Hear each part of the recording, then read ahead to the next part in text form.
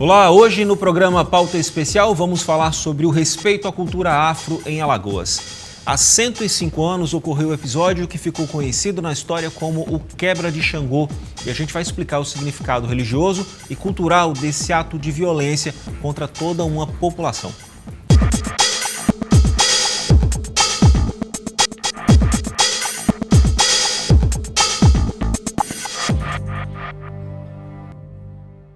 No dia 1º de fevereiro de 1912, as casas de culto afro-brasileiras foram destruídas por uma milícia armada denominada Liga dos Republicanos.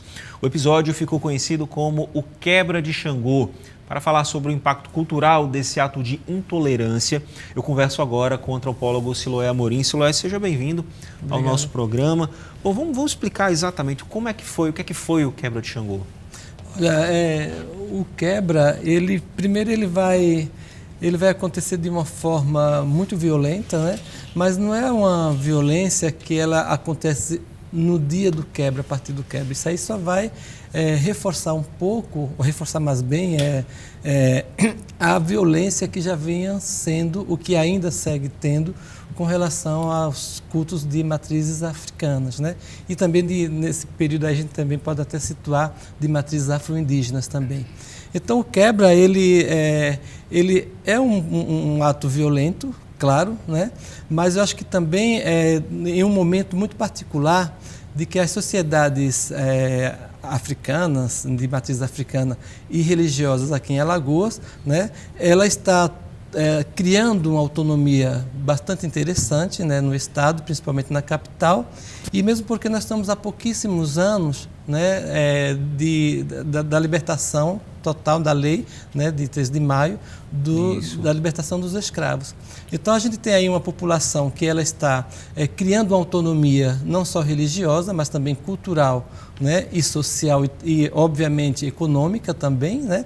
Então a gente tem um momento muito particular da história da população negra em Alagoas, que eu acho que esse foco ele é pouco tocado, mesmo dentro do quebra, né? Eu acho que essas populações elas estavam criando autonomia, elas tinham uma circularidade dentro da cidade, né, na capital, e isso aí claro que incomodava as populações brancas, né? Era uma quebra capital. Teria sido então assim o ápice de uma situação que já vinha sendo construída. Da intolerância. Essa intolerância sempre existiu. Ela não deixou de existir até atualmente, mas ela sempre existiu. Mas eu acho que ela justamente aí ela acontece, e eu acho que aí tem como você falou no início do processo cultural, eu acho que justamente aí ela vai também, né, provocar uma opressão, né, nas expressões culturais, não só religiosas, mas culturais e também da identidade negra. Né? De um modo geral, não é simplesmente eu acho que de modo geral, o terreiro ele é invadido, ele é fechado, mas isso repercute na cultura de um modo geral. Eu acho que mais que repercutir na questão religiosa,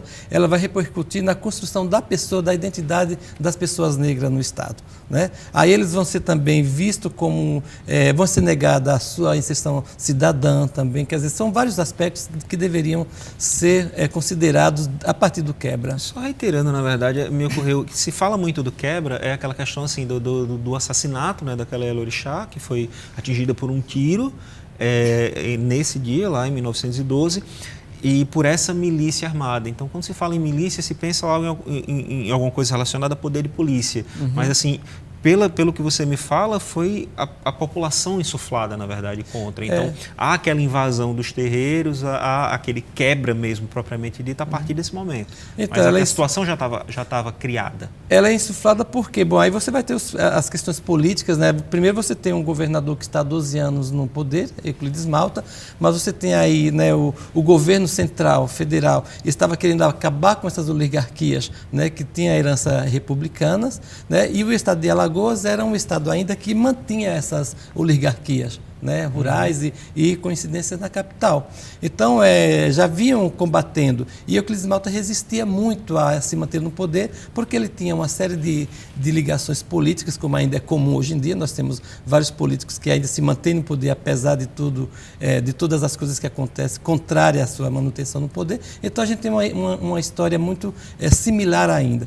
Então, Euclides Malta, como se mantinha no poder, e tinha o partido ali, né, contrário ao Euclides Malta, Malta, e a partir daí não encontra uma justificativa para tirar Euclides Malta do poder, então associa a sua permanência à proteção de cultos africanos e de feitiçarias, né? E aí a tia Marcelina, supostamente, que era uma alorixá, né, supostamente era mãe de santo de Euclides Malta, porque os registros contam dessa associação deles com as casas de culto, mas aí então ela né, então os terreiros estão perseguidos para justificar a saída de Euclides Malta, a expulsão, vamos dizer dessa forma, de Euclides Malta do poder. Teve uma manobra política aí por baixo também, né? E então a população, obviamente, né, um estado católico, uma população católica, né, então nas palavras como é o nome dele,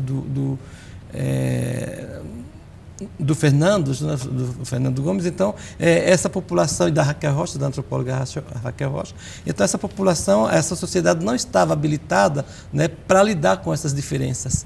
Né? Então, aí, inclusive, a população ela é levada, né, por questões políticas, ideologias políticas, a combater isso. E até a Marcelina ela não foi assassinada nesse processo, não foi um tiro, ela foi, ou seja, ela foi violentada, assim, em termos de violência implicitamente, né, contra o seu corpo, contra a sua pessoa, e ela é espancada, né? E ela vai morrer, segundo o pai Marcial, ela só vai morrer dentro de 2, 3 anos que ela morre, mas ela morre também em decorrência dos agravos que passou com ela fisicamente, né? E também por uma questão também de depressão, eu imagino, né? Que também tem toda essa questão aí envolvida na morte da tia Marcelina. No ápice do quebra de Xangô, os terreiros invadidos, os ídolos e imagens foram levados à praça pública e quebrados, né? Por isso que vem o nome quebra. Essa é a memória material que resta, né? A memória material são os elementos que estão na coleção, todo mundo já sabe disso mais ou menos, é da coleção que está no Instituto Histórico e Geográfico, né? E esse material, ele está lá como prova desse quebra, né? Mas tem outros quebras, a partir daí teve quebra de 40, a minha memória já está fugindo dos assuntos, né? Mas aí o pai de santo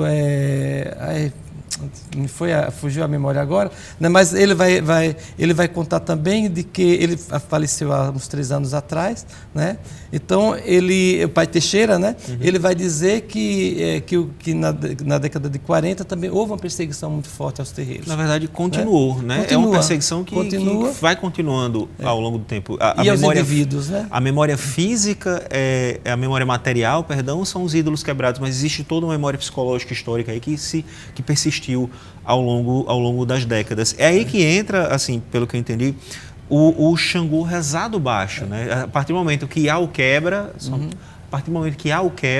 o Xangô ele passa a ser rezado baixo, seria isso? Assim, na verdade, entre aspas, rezado baixo. Na verdade, o quebra ele desencadeia uma cultura, ou seja, ele afirma a cultura da violência, né?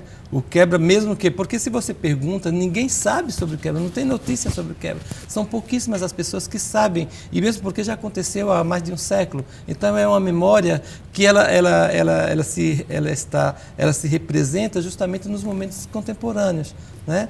De uma sociedade que ainda nega isso, né? Que denuncia os cultos, né? O batuque, né? Então, e esse rezado baixo, na minha concepção, o quebra ele vai instituir uma cultura da violência e, obviamente, aí uma negação, né, das práticas. O que seria a prática? Seria justamente os batuques, os cantos, né? Então, tudo isso vai ser negado e tudo isso vai ser denunciado. Então, obviamente, a questão do quebra rezado, do Xangô rezado baixo, é uma questão, é uma forma de silenciar. Eu acho que o pessoal do candomblé, eles passaram não a tocar exatamente, né, sem batuque, mas eu acho que a tocar baixo, palma, né? Palmas, de noite, né, em lugares escondidos, distante de olhares. Contribui-se para uma marginalização da religião afro. Totalmente. Que existe, persiste até hoje, né? Por mais que se tenha esse empoderamento das matrizes, mas a marginalização ainda persiste, mas entretanto a gente tem uma prática que ela é bem considerável no estado, né?